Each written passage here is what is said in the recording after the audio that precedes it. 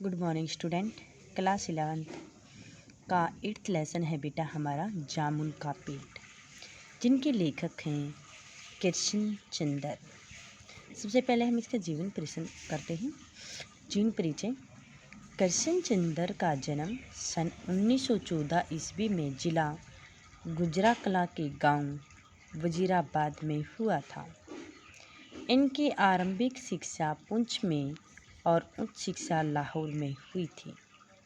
इसमें हमारे option type question आ सकते हैं कि कृष्ण चंद्र का जन्म कब हुआ था। 1914 ईस्वी में। कहाँ पे हुआ था? गुजराकला के गांव वजीराबाद में हुआ था। प्रारंभिक शिक्षा इन्होंने कहाँ से प्राप्त की थी? लाहौर से। सन 1934 ईस्वी में इन्होंने पंजाब विश्वविद्यालय से MA अंग्रेजी की उपाधि प्राप्त भी की थी।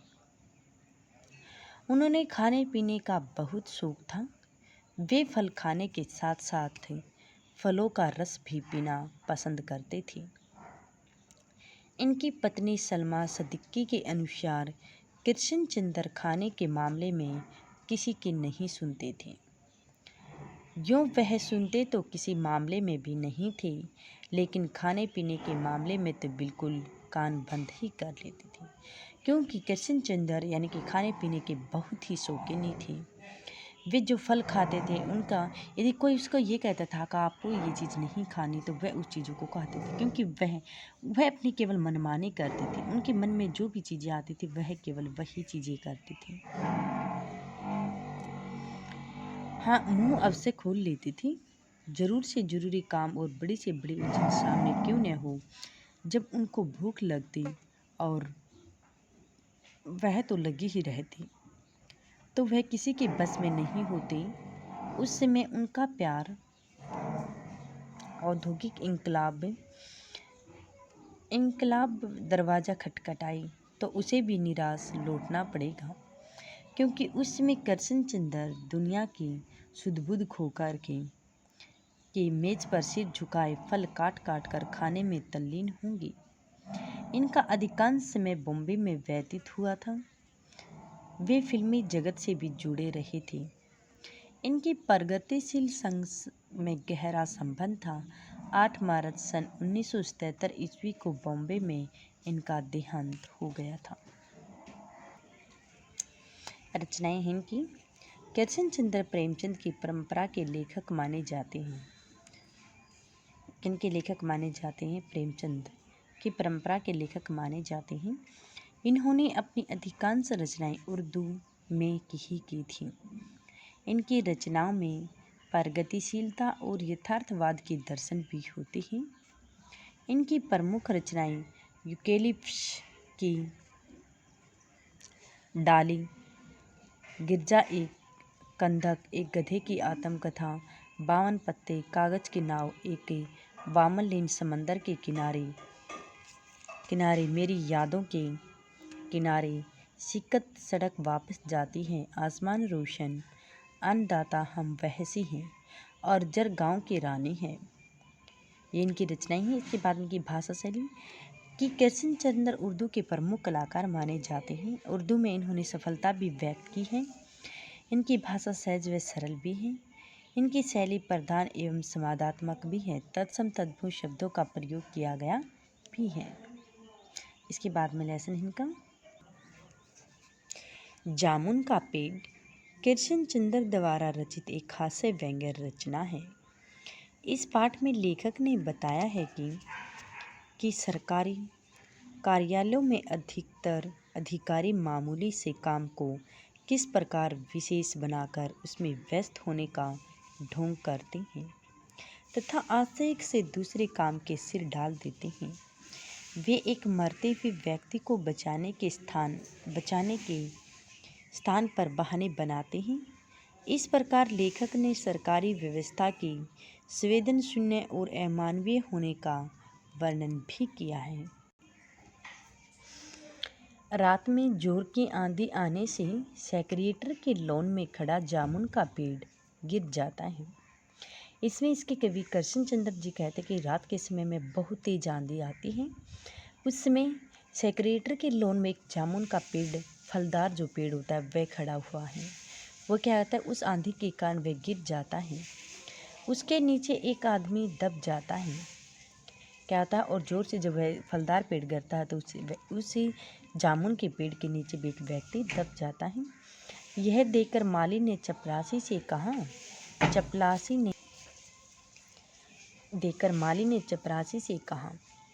चपरासी ने कलरक ने सुपरिटेंडेंट से कहा। इतने में पेड़ के चारों ओर भीड़ जमा हो गई। कलरक लोग जामुन के पेड़ के गिरने का अफसोस व्यक्त करने लगे, क्योंकि उस जामुन के पेड़ की जामुनें बहुत ही स्वादिष्ट थी, बहुत ही मीठी थी, और वे उन्हें अपने बच्चों के लिए ले जाते थे। हर रोज़ क्या करते थे सभी लोग, वह जामुन का फलदार जो पेड़ होता है वह बहुत ही लदा हुआ था, सभी लोग उसे तोड़ करके अपने छोटे छोटे नन्हे बच्चों के लिए खाने के लिए ले जाते थे।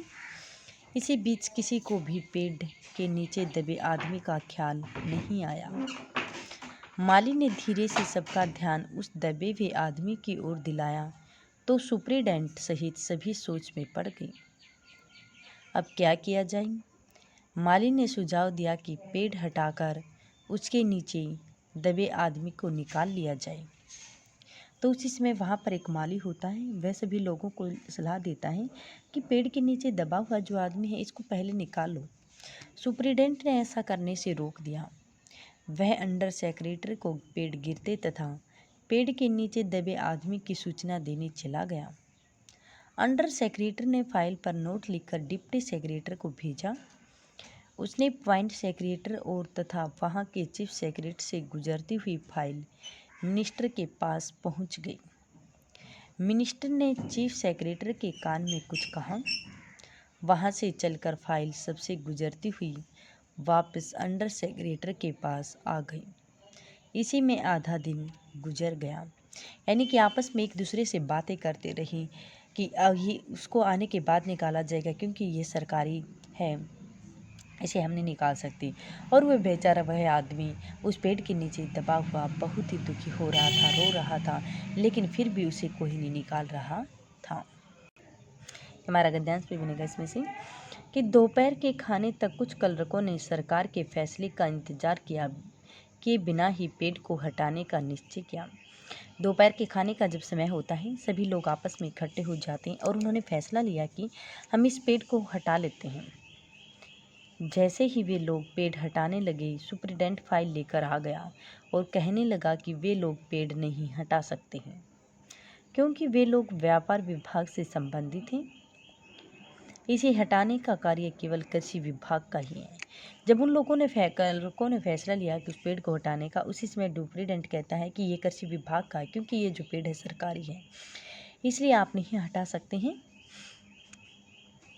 दूसरे दिन फाइल बनती रही। कृषि विभाग ने यह कहकर इस कार्य को से हाथ झाड़ लिए कि पेड़ व्यापार विभाग से गिरा है, इसलिए पेड़ हटवाने का काम उनका। दूसरे दिन फाइल चलती रही। कृषि विभाग ने यह कहकर इस कार्य से हाथ झाड़ दिए कि पेड़ विभाग से गिरा है, इसलिए पेड़ हटवाने का काम उनका है। यह उत्तर पढ़कर व्यापार विभाग को क्रोध आ गया। उस विभाग ने फाइल पर लिख दिया कि पेड़ संबंधी कार्य संबंधी विभाग के हैं और व्यापार विभाग का इसमें कोई संबंध नहीं है। तब कृषि विभाग ने पेड़ हटाने का कार्य हॉर्टिकल्चर डिपार्टमेंट पर डाल दिया, क्योंकि जामुन का पेड़ फलदार पेड़ होता है। रात के समय में पेड़ के चारों ओर पुलिस का पहरा लगा हुआ था। पुलिस कांस्टेबल को पेड़ के नीचे दबे आदमी पर दया आ गई, इसलिए वह माली पर को दबे हुए आदमी का दाल भात खिलाने की अनुमति देता था। माली दबे हुए व्यक्ति से उनके घर का पता पूछता है। आदमी कहता है कि वह तो लावारिस है। अब इसमें से जैसे हमारा गद्यांश बन गया कि दोपहर के खाने पर दबे हुए आदमी के चारों ओर बहुत भीड़ हो गई। लोग तरह तरह की बातें कर रहे थे। सबसे पहले प्रसंग लिखना है। प्रस्तुत पद्यांश हमारी हिंदी की पाठ्य पुस्तक आरोभाग वन में संकलित जामुन का पेड़ नामक कविता से ली गई हैं। इनके लेखक कृष्ण चंद्र जी हैं। कृष्ण चंद जी हैं। इन्होंने इन पंक्तियों में एक सरकारी तंत्र की शून्यता को किस प्रकार से किया गया है उसके बारे में बताते हुए कहा है। उसके बाद में व्याख्या। इसमें इसके कवि ने कहा कि दोपहर के खाने की रात के समय में बहुत तेज आंधी आई थी और सेक्रेटरी लॉन में जामुन का एक फलदार पेड़ खड़ा हुआ था और वह फलदार पेड़ उस आंधी के कारण गिर जाता है और उस पेड़ के नीचे एक आदमी भी दब जाता है और उस दबे हुए व्यक्ति को क्या है, कोई भी नहीं निकाल रहा है, सभी उसे मना कर रहे हैं। तो दोपहर के खाने का जब समय होता है तो उसी समय उन लोगों ने यानी कि एक फैसला लेते हैं कि हम कैसे भी करके इस जामुन के पेड़ से इसको बाहर निकालेंगे। दबे हुए व्यक्ति को वहाँ पर लोगों की बहुत ज़्यादा भीड़ इकट्ठी हो जाती है और वे व्यक्ति उसे बाहर निकालने का प्रयास कर रहे हैं। लोग तरह तरह की बातें कर रहे हैं। जब वे उनकी बाहर निकालने का प्रयास कर रहे हैं तो आपस में लोग सभी व्यक्ति एक दूसरे से बातें करते हुए नजर आ रहे हैं, करने लगे हैं, अनेक तरह तरह की बातें करते हैं। कुछ मंचले कलरकों ने समस्या को खुद सुलझाना चाहा तो कुछ साहसी जो कलरक हैं जो इस समस्या को स्वयं ही सुलझाने का प्रयास कर रहे हैं, वो सोच रहे हैं कि हम सभी व्यक्ति इकट्ठे होकर के और इस जामुन के पेड़ के नीचे से इस व्यक्ति को बाहर निकाल लेंगे। वे हुकूमत के फैसले का इंतजार किया। उन लोगों ने क्या किया, वे सरकारी आदेश की प्रतीक्षा न करते हुए पेड़ के नीचे दबे हुए व्यक्ति को बाहर निकालने का प्रयास कर रहे हैं। पेड़ को अपने आप हटा देने का निश्चय कर रहे थे कि इतने में सुप्रीडेंट फाइल लेकर भागा गया। जब वे कलरक सभी इकट्ठे होकर उस पेड़ के नीचे दबे व्यक्ति को बाहर निकाल रहे हैं तो उसी समय से एक सुप्रीडेंट अपनी सरकारी फाइल लेकर आ जाता और वह कहता है कि ये आपका काम नहीं है क्योंकि ये कृषि विभाग के अंडर में आता है। आप तो एक छोटे से व्यापार काम करने वाले हैं, लेकिन ये सरकारी विभाग कृषि विभाग का कार्य है, तो इसलिए आप इसे बाहर नहीं निकाल सकते हैं। इसके बाद में इसका विशेष लिखना है। इन पंक्तियों में एक सरकारी तंत्र के बारे में बताया गया किस प्रकार से ये पेड़ कृषि विभाग के पेड़ हैं। इसे नीचे वे दबे व्यक्ति को बाहर नहीं निकाल सकते। भाषा सहज व सरल है, वर्णात्मक शैली है, अनुप्रास रूपक अलंकार है, तत्सम तद्भव शब्दों का प्रयोग भी किया गया है। इसके बाद में इसके क्वेश्चन आंसर है। पाठ का नाम क्या था, जामुन का पेड़। लेखक कौन है इनकी, कृष्ण चंद्र। आदमी कैसे दब गया था, रात को जब बहुत तेज और वहाँ भीड़ क्यों हुई, जब रात्रि के समय में बहुत तेज आंधी आई थी, वह फलदार जामुन का जो पेड़ होता है वह गिर जाता है और वहाँ पर एक आदमी खड़ा हुआ था, वह भी उस जामुन के पेड़ के नीचे दब जाता है। वहाँ पर भीड़ किस कारण से हुई, वहाँ पर लोगों की जो भीड़ होती है वह इस कारण से खड़ी हुई क्योंकि जब रात उसे कोई नहीं निकाल रहा था, रात के समय में उस आदमी पेड़ के नीचे जो दबा हुआ था, उस दबे हुए आदमी को कोई भी बाहर नहीं निकाल रहा था और सभी लोग आपस में एक दूसरे को बता रहे थे और सभी लोग उसे देखने के लिए आ रहे थे और वहाँ पर लोगों की भीड़ इकट्ठी हो जाती है। समस्या क्या है, समस्या यह कि जामुन के पेड़ के नीचे गिर जाने के कारण वह आदमी दब गया है। वह सभी लोग ये सोच रहे कि उसे कैसे बाहर निकाला जाए, सभी लोगों की ये समस्या है। कलरकों ने समस्या का क्या हल निकाला था, कलरकों ने समस्या का हल निकाला था कि इस पेड़ पर दबे हुए आदमी को ऊपर से उठा देते हैं, पेड़ को दबे हुए आदमी से ऊपर से हटा देते हैं और दबा जो आदमी है वह बाहर निकल आएगा। सुप्रीडेंट कहाँ और किस लिए गया था, सुप्रीडेंट मंत्रालय में इस पेड़ को काटने के आदेश के लिए गया था क्योंकि बिना मंत्री महोदय की आज्ञा के अनुसार हम इस पेड़ को नहीं काट सकते हैं और नहीं उठा सकते क्योंकि ये सरकार विभाग के अंतर्गत आता है। और वह भागा वहाँ मंत्रालय में गया था।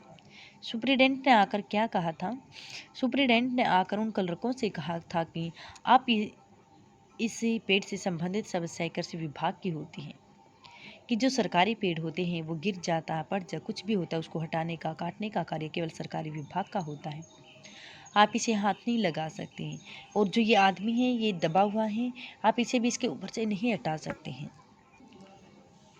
क्योंकि सरकारी विभाग के अंतर्गत आता है, आप ऐसा कार्य नहीं कर सकते हैं। जामुन का पेड़ कथा में निहित व्यंग्य स्पष्ट कीजिए तथा जामुन के पेड़ की कथा का मूल भाव भी स्पष्ट कीजिए। अभी इसमें बताया कि जामुन का पेड़ कृष्ण चंद्र द्वारा रचित एक हास्य व्यंग्य रचना है।